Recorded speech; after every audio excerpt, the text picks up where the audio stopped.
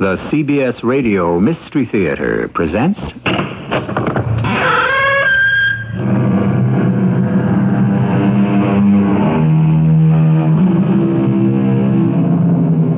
Come in. Welcome. I'm E.G. Marshall. The philosopher tells us justice without strength is helpless. Strength without justice is tyrannical. And so many times, unable to make what is just strong, we have made what is strong just. Ah, justice, justice. How much smoke and how little flame. How much shadow and how little substance. But not all the time.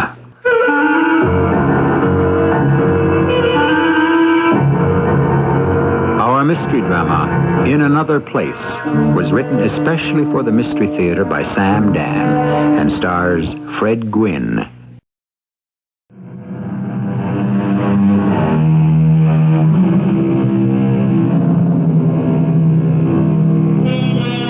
They say the perfect crime does not exist. This should teach us to be skeptical concerning all statements that begin with, "they say." In the first place, who says it? Certainly not the police.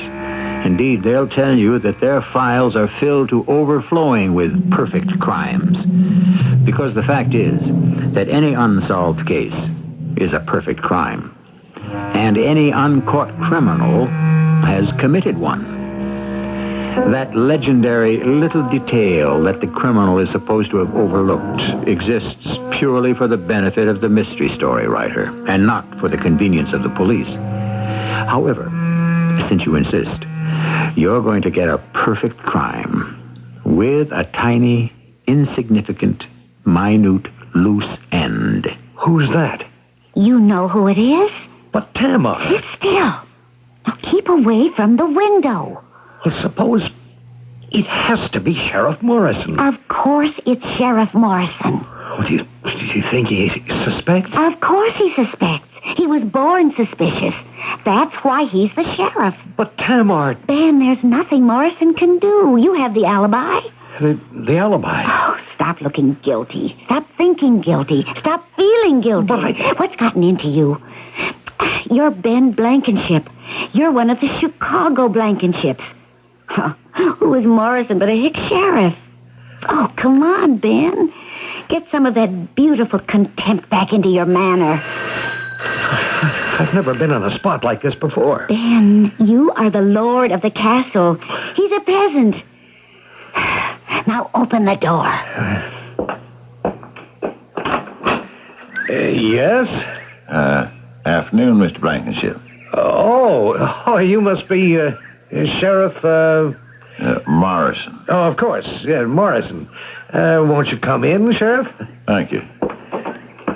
Afternoon, Mrs. Hartfield. Sheriff? How should we begin? Oh, we might start with a cup of tea, Sheriff. We can't do that, Miss Hartfield. Why not? Because that would make it a social call. And, you're here on business. That's correct, ma'am. Well, then, Sheriff, how shall we begin? I would like to be able to say you're both under arrest. Well, whatever for? You don't know, Mrs. Hartfield. See here, Sheriff. What are you trying to do? I'm trying to uphold justice. And what does that mean? It means that you and Mr. Blankenship here murdered your husband, Alvin Hartfield. You can't prove that, Sheriff. Now, notice what has just been said. I accuse you, Mr. Blankenship, of murder. And what is your immediate reaction? You're not angry. You don't even deny it. You simply tell me I can't prove it. The fact is, Sheriff, you can't. I know that. If I could, I'd have both of you in jail by this time. Well, then how dare you make such a damnable accusation? There you go again, Mr. Blankenship. You don't call the accusation false, just damnable. What is the point to this? We've had a murder. Alvin Hartfield was found shot to death here in his summer home. It's my job to find the killer, or killers. Well, I did find them, but I have no proof. Well, what makes you think you found them? The two of you did it. Why do you say that?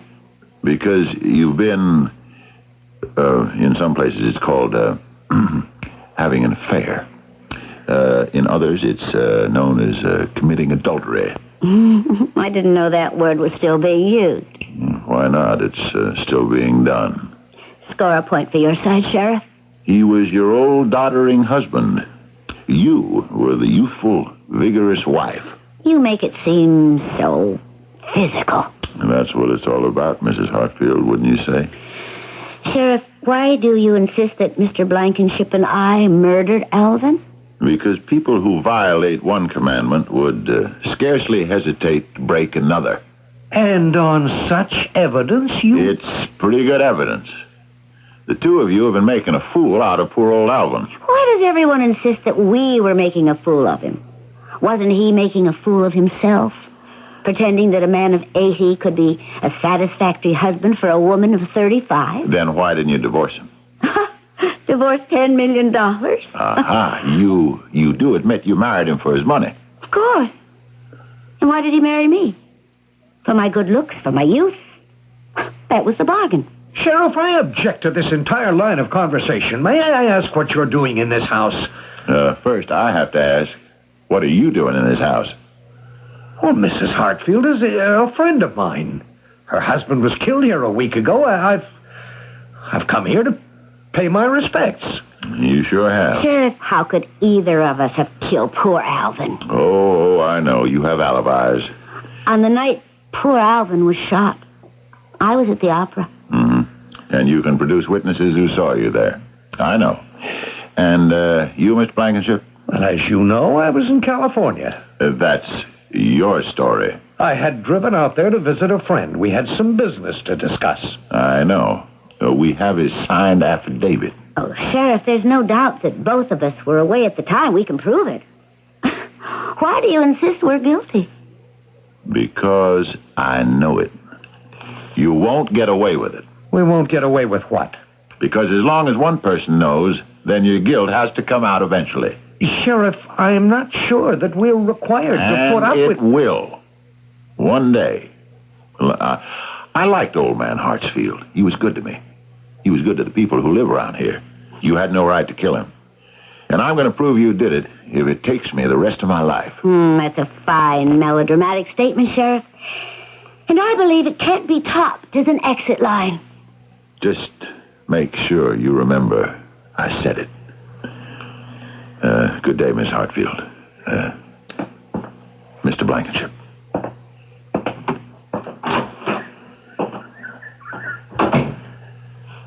Well... Wait.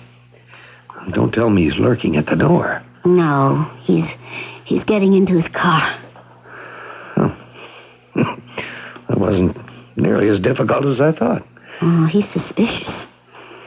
But we knew he would be. The alibis, they have to hold up. Well, there's no question about mine. I was at the opera. Jordan, I can depend on Jordan. Oh, there isn't any doubt about Jordan. We've got him locked in. That's right. I guess we have. Don't let even the shadow of a doubt cross your mind. I've got the documents. I can prove he was stealing from the firm. He can go to jail for 10, 15 years. He has to stay with the story. You were with him in California that night. Oh, I know. I'm not worried. It's Morrison, our beady-eyed sheriff. He can give you a few bad moments until you realize that he's nothing but a dumb farmer with a badge. Still... Still what, darling? Well, we can't have him going around shooting off his mouth like that. Oh, what's the harm? Everybody knows he's a fool. Even so, I'd like to clip his wings and make him pull in his horns.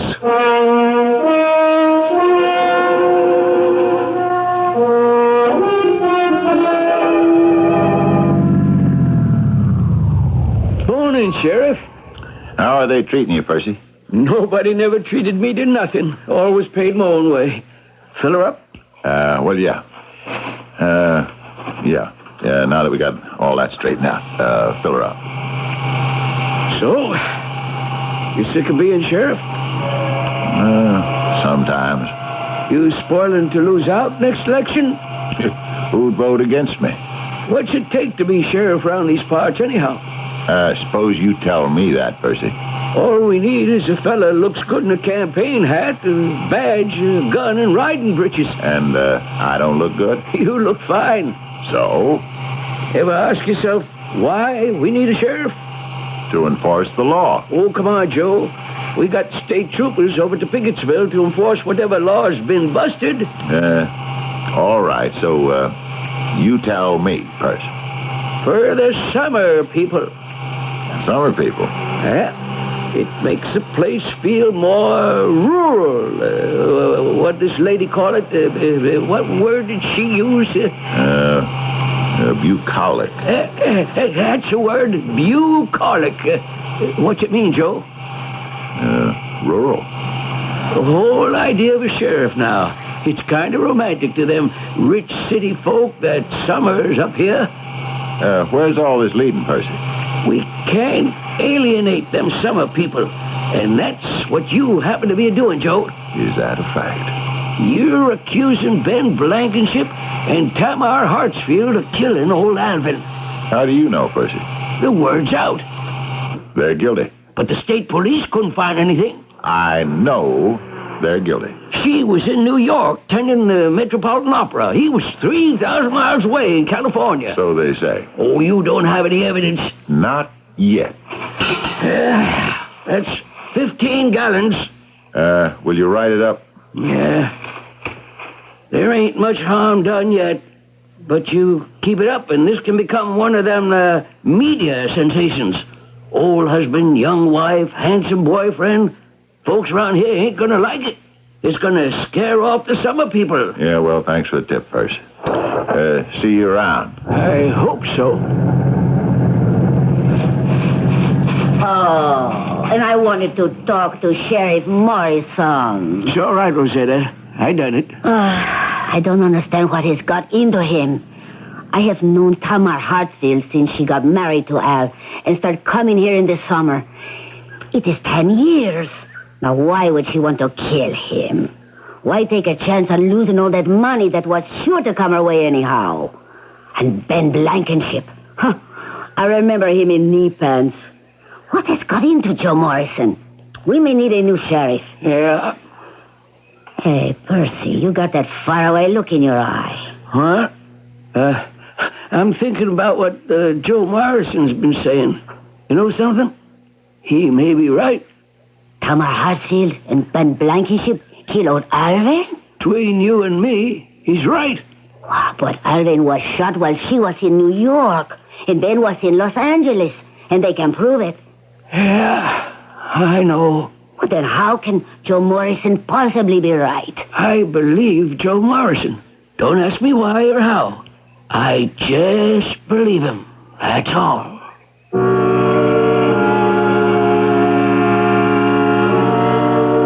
Let's face it. If you're a woman of 35 with a heavenly face and a ravishing figure, and if you're married to a rather faded gentleman a half-century your senior, and if you have been rather friendly with a handsome fellow close to your own age, and if one day friend husband is mysteriously shot to death, alibi or no alibi, shouldn't there be at least a few raised eyebrows? Well, hopefully, we can raise a few more when I return here with Act 2 shortly.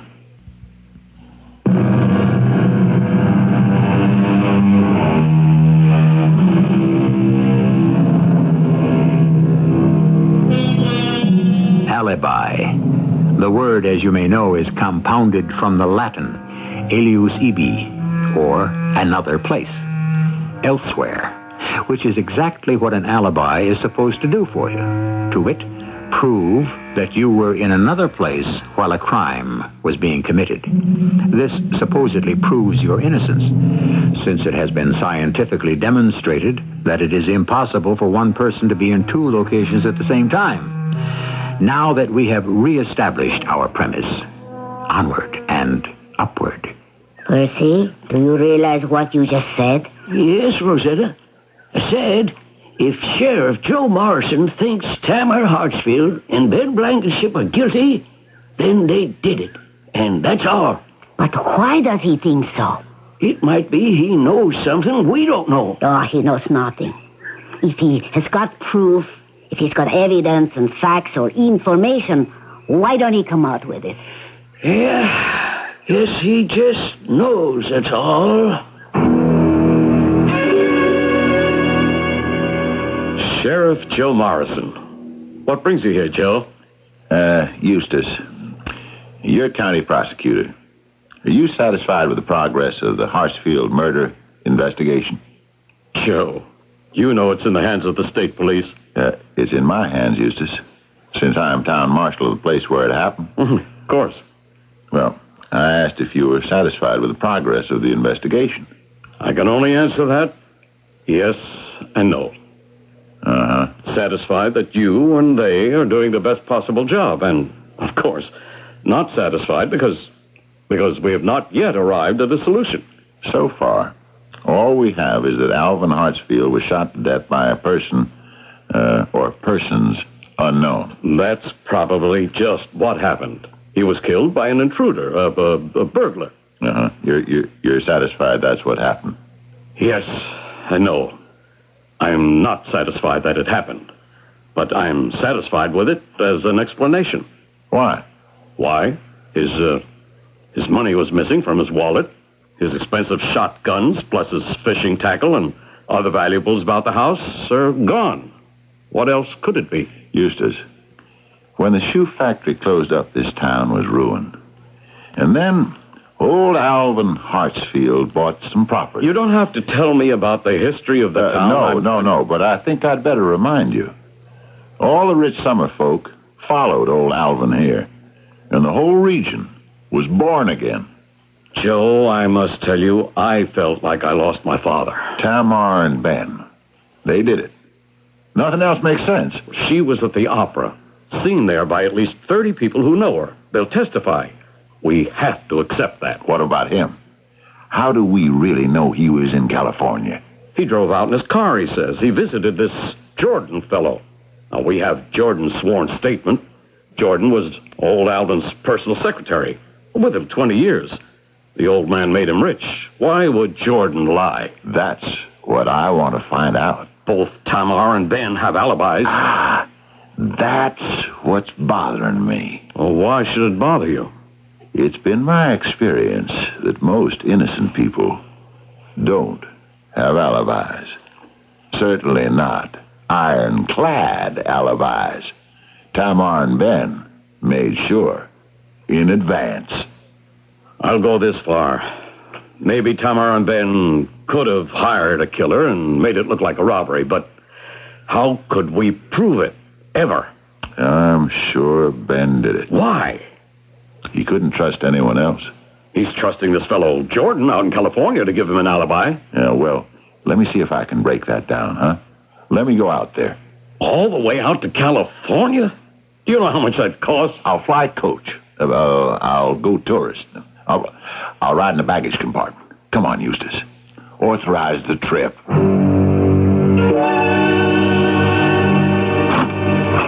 Yes? Mr. Jordan, Edward Everett Jordan. Yes? I'm Sheriff Joseph A. Morrison of Iroquois County, New York. Oh, and you wish to see me? I do. Well, do you have jurisdiction here? No.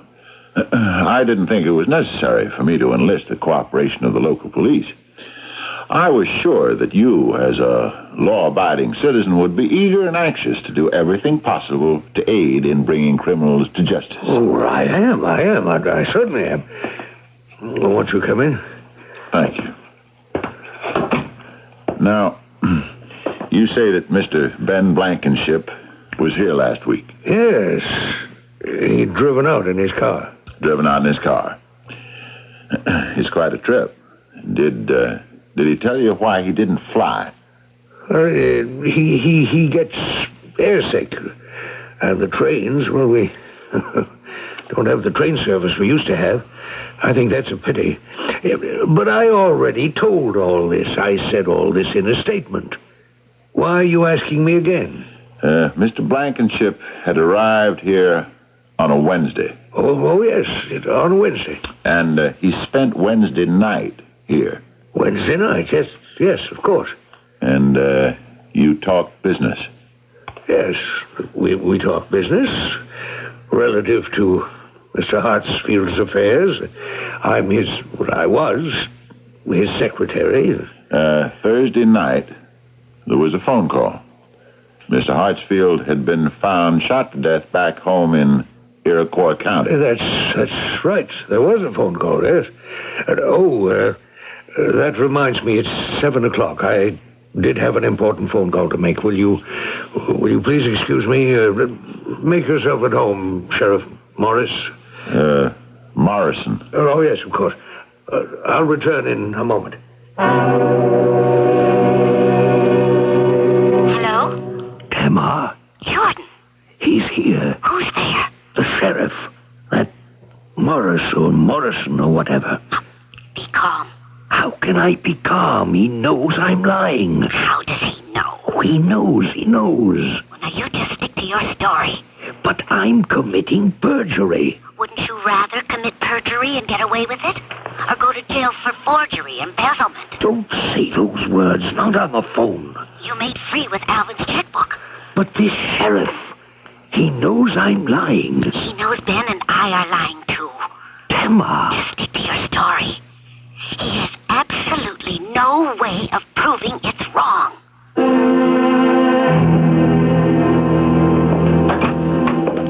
Morning, Eustace. Well, what have you got to show for that expenditure of the taxpayers' money, Joe? Everything and nothing. Mostly nothing. Jordan is lying. But you can't prove it. They got something on him. Maybe. He's a very weak and a very nervous little fella. Maybe it has to do with the fact that he might have been stealing from old Alvin. Maybe, but how can we prove it? Well, couldn't we have an audit made of the books of the corporation? On whose behalf? The stockholders. It's not a public corporation. It's a private company. The only surviving stockholder is Tamar Hartsfield. Do you want to ask her to authorize one? Whenever you turn on this thing, you're late. I'm sorry, Joe. You and I know Ben Blankenship didn't go to California. Where did he go? He disappeared somewhere in New York or anywhere. He came up here that Thursday night and shot old Alvin. Come on, Eustace. You know he did it. Well, you know it and I know it, but I keep asking and asking, how can we prove it? There's an answer. There has to be. Let me know when you find it. Meanwhile, just don't alienate people unnecessarily.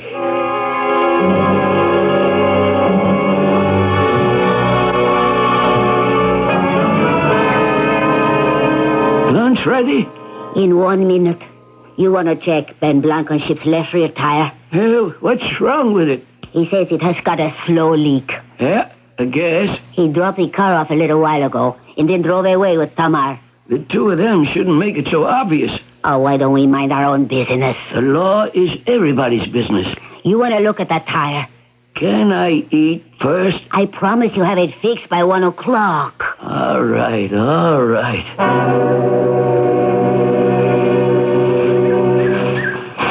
Is my car ready, Rosetta? Oh, afternoon, Mr. Blankenship. Yes, it should be. I ain't heard a sound in the shop for the past 20 minutes, so Percy ought to be finished. Why don't you just sit down there in the shade? And I will go back in the shop and tell Percy you are here. Percy! Percy, where are you? Percy! Why are you just standing there like that for? Is something wrong? Percy! Something wrong, Rosetta? Yeah. I guess you could say something's wrong. You're not feeling well. No. Matter of fact, I'm even feeling pretty good. But you are just standing there like someone in a trance. I guess. Maybe that's the way it's affecting me. Mr. Blankenship is here. He wants his car. Does he? Well, we gotta give Ben his car. Let me back it out the shop.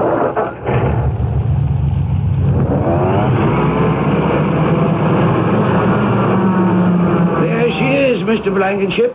Oh, tire looks okay. Anything serious? Just a nail hole. I plugged her up. Did she need anything else? No, sir. She didn't need nothing else. Well, then, see you around, Percy. See you around, Mr. Blankenship. Yeah. See you around. Percy? Percy? Huh? You're doing it again. Doing what again? Standing there like a statue. Something's wrong. Tell me. I'm wondering, what should I tell you? How much should I tell you? I am your wife. You have to tell me everything. I'll tell you this much. More than a week ago, old Alvin Hartsfield was murdered. Now, Percy, what does this have to do? 5 people know who killed him. First off, old Alvin knows who killed him, so that's 1. Now, Percy, His wife, Tamar, she knows, that's 2. are you crazy? Ben Blankenship knows, that's 3. This, fella on the West Coast who gave Ben the alibi by saying Ben was out there with him, he knows, that makes 4. And, do you know who the 5th fella is? I want you to stop scaring me like this. Guess who's that 5th person? Me.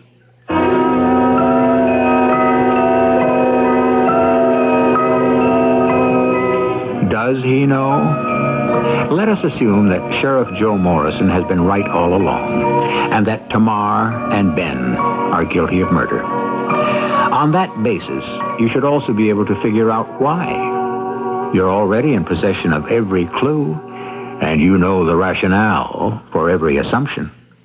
If you were doing your homework, you should already have the answer. Check with us in Act 3, which I shall unveil here shortly. This is WBBM Chicago News Radio 78. It's 11:05, 12 above in Midway. On the one side, we have morals, ethics, duty, not to mention responsibility and obligation. And what about conscience? These are all things that are supposed to regulate our thinking and our action, and we like to believe they do. However, on the other side, we have something called self-interest, and therefore, life is always a matter of deciding which side we're on, more or less. Percy, are you saying you know who killed old Alvin Hartsfield? That's what I'm saying, Rosetta. Who? I can't tell you. What do you mean you can't tell me? I can't, that's all. Well, how do you know? Can't tell you that neither. Percy, I am your wife. You have got to tell me. If you know who killed Alvin, it is your duty. My duty. Your duty to tell Sheriff Joe Morrison. Yeah, I know. Then what are we talking about? I don't know. Oh, Percy, what am I supposed to think? You say you know who killed old Alvin. And I do. Then you should tell Sheriff Joe Morrison. It is simple enough. What is the problem? The problem is life itself. Life ain't that simple. Call the sheriff. What do I gain by telling Joe Morrison? I don't know what to say. I've been a hick all my life. I never had $100 that I didn't need to pay a bill with. We are not starving. No, we don't starve. We get along, sure. But, where did we ever go in all our life? We went to New York twice, Chicago once. You see them women in the magazines, the pictures, the TV, the furs, the jewels. They have servants. They eat off silver dishes. Didn't you ever want to be like one of them? Fur don't keep you any warmer and good wool padding. A diamond is just a piece of coal with big ideas. I couldn't stand having a servant snooping around. Victuals are victuals, whether you eat them off a silver platter or a dish from the 5 and dime. I am 59 years old, and all I ever had was grease on my clothes, grime on my face, and dirt under my nails. Are all the good things only for the rich people? Well, I suppose so. I suppose so, huh? Well, only the rich can afford them. Well, then there's your answer. We have to become rich. And I may just as well start working on it right now.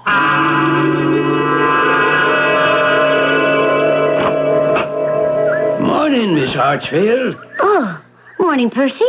I was wondering if Mr. Blankenship might be here. Oh, you're in luck. He just dropped over. Won't you come in? Oh, thank you, Miss Hartsfield. Ben, Percy would like to speak with you. Well, hello there, Percy. And I'd like to speak with you, too, Miss Hartsfield. Oh, well, what can we do for you? You, can make me rich. All right. How can we do that? You can give me... I could ask for more, but I always been a moderate kind of fella. You could give me $500,000. $500,000? With what you just come into, Miss Hartsfield, you'd never even notice $500,000. Why should Mrs. Hartsfield give you $500,000? To protect her investment. What investment? Her investment in you. Well, assuming I have such an investment, how does giving you $500,000 protect it? It, gets me to keep my mouth shut. About what? About who killed old Alvin. Well, who did kill him? You did. Oh, you must have been listening to Sheriff Morrison. That man must be infectious. There's one difference between me and Joe Morrison. Yes? What's that? All Joe's got are hunches. I've got facts. And what are your facts? You told the cops you were in Los Angeles, California, more than 3,000 miles away from here. I've got an alibi. I can prove you don't have an alibi. How? Interesting, ain't it? You should be laughing in my face. You should kick me right out the front door. Instead, you're talking about it. Percy, suppose you tell us what your facts are. That's what you have to pay the $500,000 for. You realize, Percy, this is blackmail. Yeah, I guess. But I decided I'm going to see the world before I die. How's tomorrow, just about this time? Tomorrow's fine. Well, Ben, Tamar, till tomorrow. So it's Ben and Tamar now, is it? Ben, Tamar, and Percy. Why not? He's just become one of us. What are you saying? I intend to give him that $500,000. What? What does it amount to? And besides, Ben, he knows. What does he know? He knows you weren't in Los Angeles. How? That information is worth the money. And do you suppose that'll be the end of it? Why not? He's an honest man. An honest man? Of course. This will be his one fall from grace. No. I think we what? We have to somehow... No. We just barely got away with Alvin. If something happens to Percy, who would suspect us? Why would anyone suspect us? When we decided about Alvin, the idea was that we could be together all the time. I say pay him the money. We can afford it. We can afford the money, yes. But can we afford to trust him? Look, Tamar, listen. Let me do it my way. I promise you we'll be out of it. Completely out of it.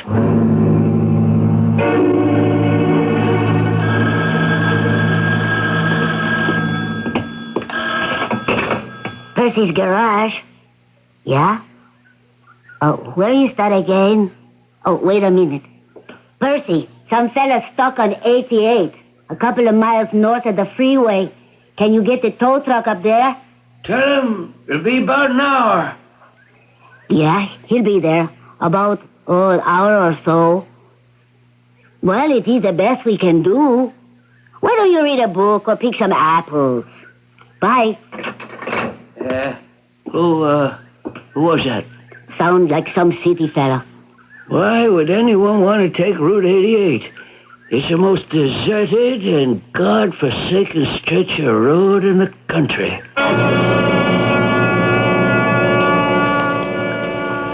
It's the same gun that killed Alvin Hartsfield. I just got the lab report from the state police. Some holdup guy did it. Is that what you think, Eustace? What am I supposed to think? Why else would anyone want to murder poor old Percy? He gets a call to go up to Route 88, a couple of miles north of the freeway. Next thing we know, he's found sitting in his truck with a bullet in his head. His wallet's gone, his watch is gone, his ring is gone. According to Rosetta, all of it didn't add up to more than maybe $100. And you want me to think it was just a holdup? Oh, be reasonable. Some small-time hoodlum's short on cash. He figures he can lure someone up here and get some money. Want to call it tow truck. Yeah. And since it's the same gun, you have to give up on Ben and Tamar for Alvin's murder. Why would they want to kill Percy? Yeah, but... I know. You get a good theory and it dies hard, but this should prove it. We have a dangerous prowl around the loose. You might want to swear in a couple of deputies and run him down.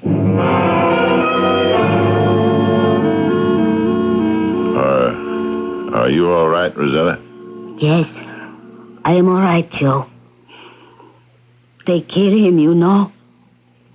Who? Ben, Tamar. Why would Ben and Tamar want to kill Percy? I know they kill him. But how do you know? Remember, you say you knew they killed Alvin. You couldn't say why, but you knew. You just knew. As it turned out, that was all wrong. No, it was right. Percy found out why. He did? Well, why didn't you say so before? Then I trust you.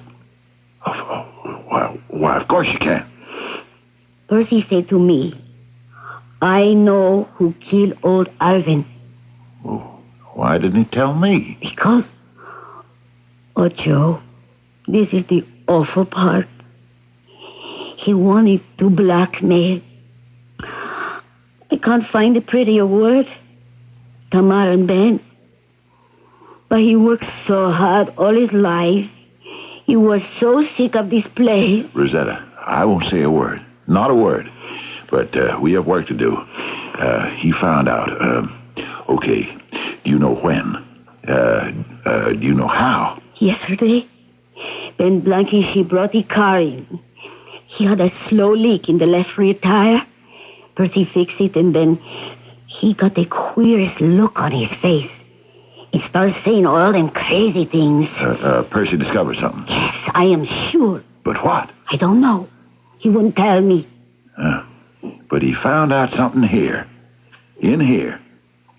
In the shop. The shop. Or Ben Blankenship's car.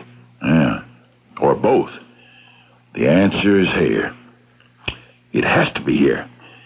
And if Percy found it, I can find it.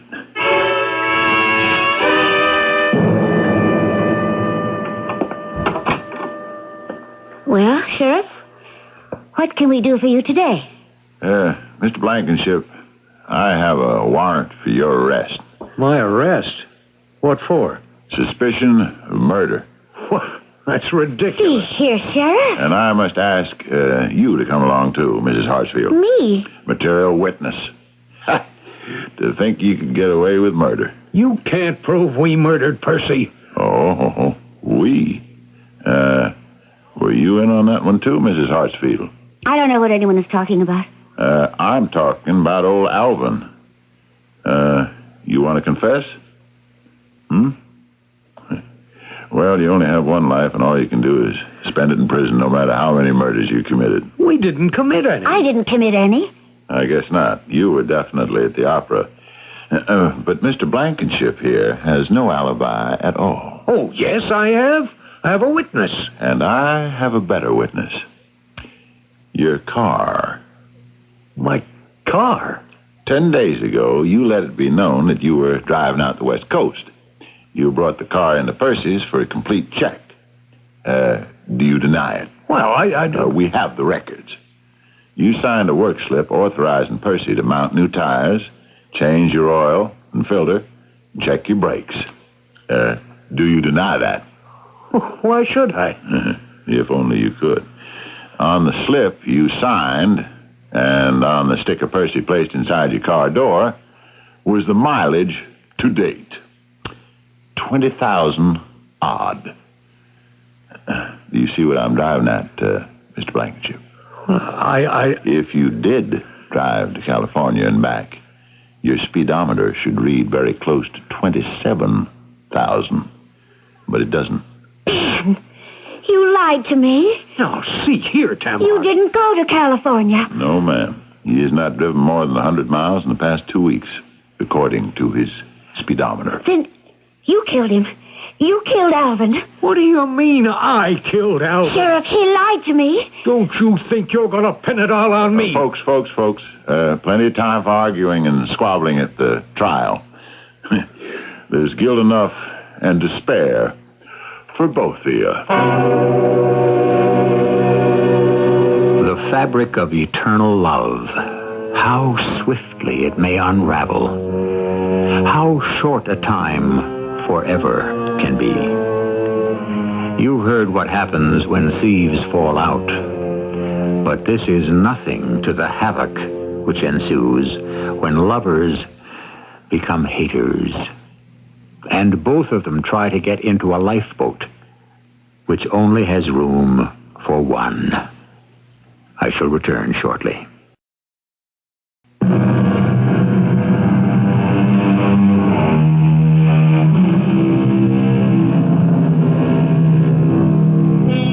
What you have heard on our show this time has been a story of amateurs. It concerned two people who committed murder, but didn't really know how to go about it. A man who tried blackmail without understanding the basics of that reprehensible profession. The predictable result? All three failed. The predictable moral? Well, to all of you good people out there who may feel tempted by a fit of temporary madness, don't do it. Leave crime to the professionals. Our cast included Fred Gwynne, Evie Juster, Court Benson, and Gilbert Mack. The entire production was under the direction of Hyman Brown. This is E.G. Marshall inviting you to return to our Mystery Theater for another adventure in the macabre. Until next time, pleasant dreams.